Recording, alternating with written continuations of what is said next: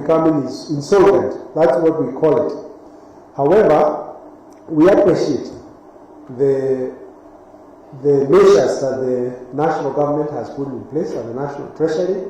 We have seen some of the measures adopted by Parliament in terms of bills and laws. And it is time for all of us as Kenyans, because we are the sovereign of this country, to all gather together. The economy is too important.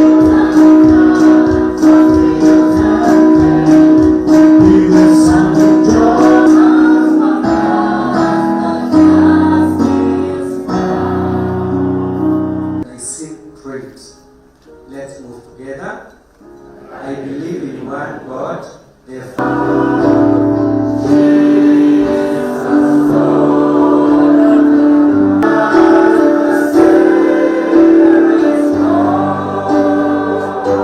for those that will be starting to pray, touching different aspects, to be ready for this great festive season, the Christmas. open. I want to pray. Then you take over. The people are leading.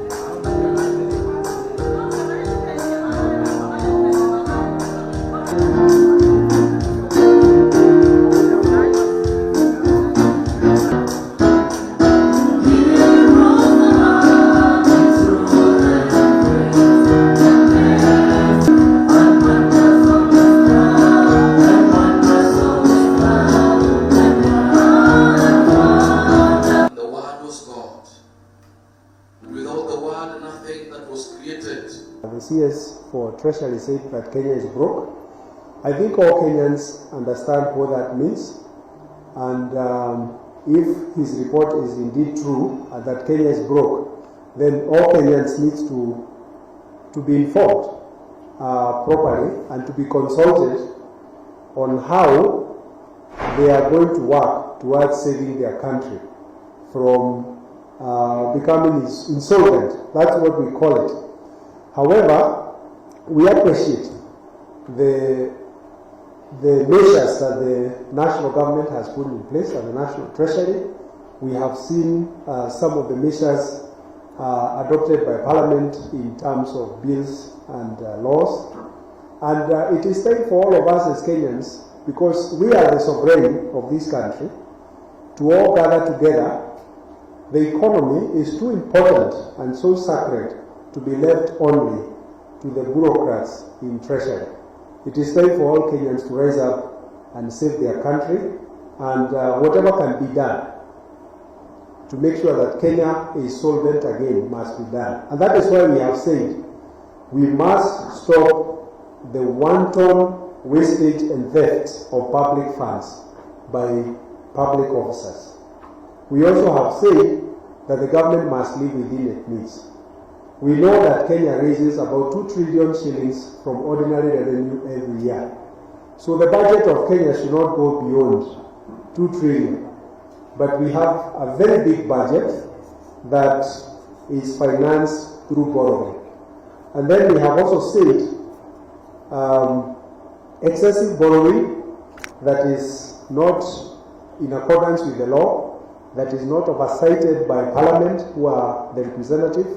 We still believe that there is no taxation without representation. So we must live within our means, and we must stop the theft, and we must all work together. This is not a responsibility of National Treasury. It's a responsibility of every Kenyan to save our country and to make sure that the little money that we are raising through taxes does not end up in pockets of a few. When the Treasury is saying the country is broke, we should not be seeing creation of additional positions for a few. so that they can earn salaries and allowances. So we'll ask and urge Parliament and all the state officers involved in that initiative to shelve it until when Kenya is able to pay its obligations, both in terms of debt and in terms of providing services to Kenyans. We need to understand that several state-owned enterprises are going to be privatized. We are also aware that the state-owned enterprises have been a cause for alarm because of the spend they have on the budget. They spend upwards of 500 billion from the exchequer. So while we understand that, we also understand that Kenya is not fully food secure, and part of our sovereignty as the people of Kenya, under the Constitution of Kenya, Article 1, is seeds. So privatizing our only company that makes seeds that are of high quality is a violation of our Constitution, and is also a violation of our sovereignty as a people of Kenya. We are also careful that it doesn't result in introduction of genetically modified organisms or GMOs, which are going to affect everything, even our DNA as Kenyans. We want to preserve our DNA by having control of Kenya seed. Thank you.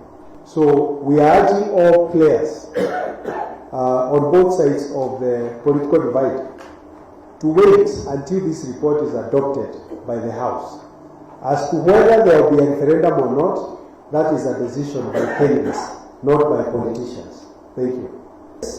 We call for fast tracking of the recruitment of an appointment of the commissioners for the Independent Electoral and Boundaries Commission. On its part, we urge the IEBC Secretariat to put in place the measures necessary to prepare for the boundaries review process.